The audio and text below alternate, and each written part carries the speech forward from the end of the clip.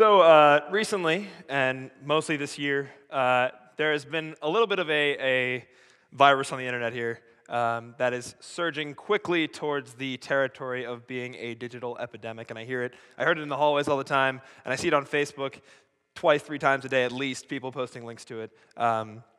Alluded to here, but it's BuzzFeed, and I don't exactly love saying the word, but I have to, I guess, for the purposes of addressing that it's a site.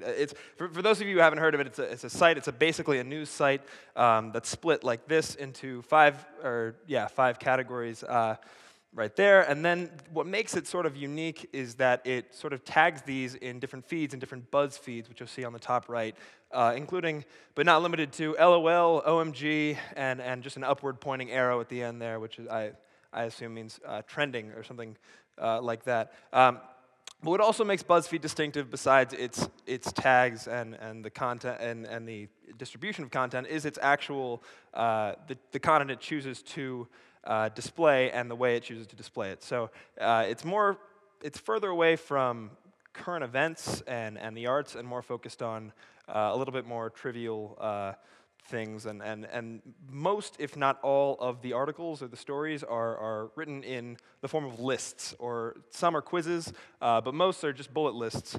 And this is a real article, screenshot from the site, 19 animals celebrating No Pants Day. Didn't know that was a holiday, and but BuzzFeed had that scoped out. So that's their idea of a story. That's what they want to put on a news site.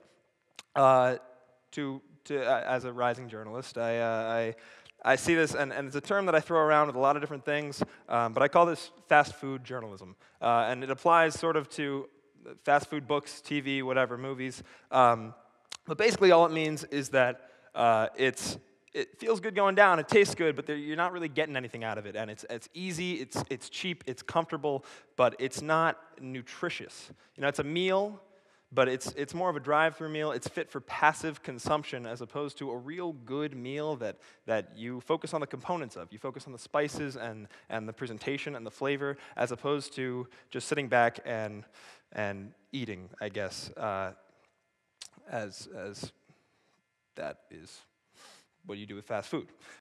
But even with this, I'm not saying that I don't click on BuzzFeed links, because I unfortunately do, and I try to abstain, but even, and just like fast food, this is where the analogy sort of spills in a little bit more, is that I'll go to McDonald's once or twice a year, and I'll buy myself a McChicken, and that's because McDonald's blasts you, as Ms. Fernandez was talking about as well, with the car advertisements. McDonald's blasts you with a ton of advertisements with 6-inch thick patties of chicken, and people dancing in Central Park and eating their McChickens and enjoying it, and when I go to get it, it's not really a 6-inch patty. It's more of just, a thin chicken patty on a seedless bun, and it's handed to me under, dim indoor lighting on a red plastic tray. And the same thing sort of goes with BuzzFeed, in that I'll just use an article from memory. I'm not sure if this is verbatim, but it's like it was like 7 unnamed figures from American history that look exactly like Michael Cera. Fantastic. That's very intriguing to me. There's a picture of someone in a hat who I don't recognize, who's distinctively not Michael Cera, but looks a lot like him. So I click the link. It's like the 3rd or 4th picture down, and the other 6 pictures are, they're kind of worthless. They don't really look like Michael Cera. It's not exactly what it is. And that to me, that's not a story. That's not news. That's a McChicken on a red plastic tray. See, I got this all planned. Now, this brings me to the fact that I'm not saying that there can't be entertainment in journalism. This is definitely a form of entertainment, and there should be entertainment in journalism. Otherwise, it's not appealing to an audience, and you need an audience to have journalism at all.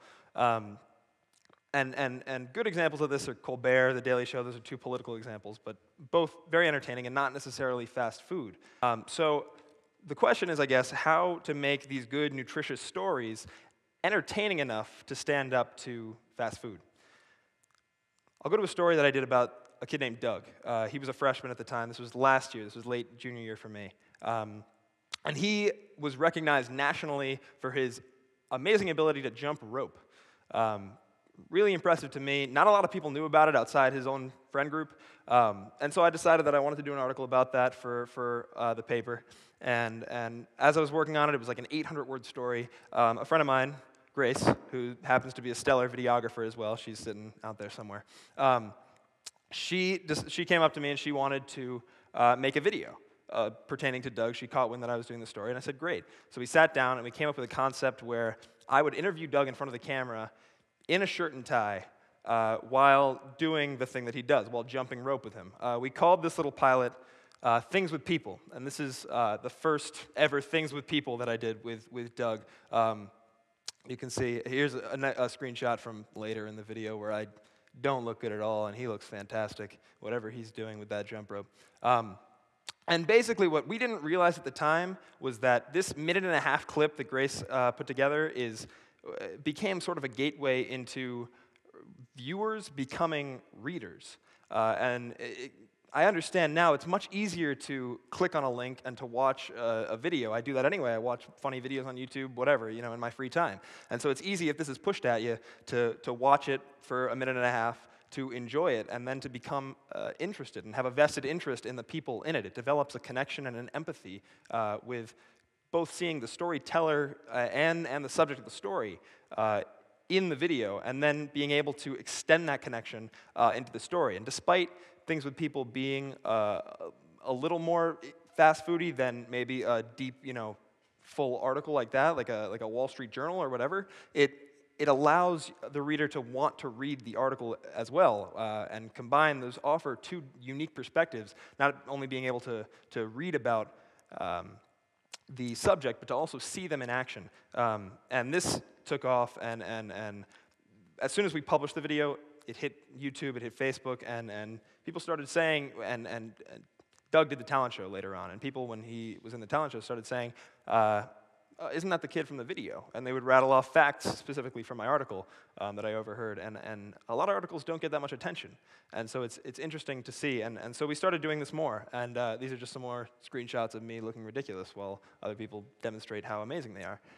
And all of them had complimentary articles with them as well, and each of them, the point of Things with People is as much to laugh at my inability as it is to be in awe of these incredible, of this outstanding ability from these athletes or these musicians or whatever it is.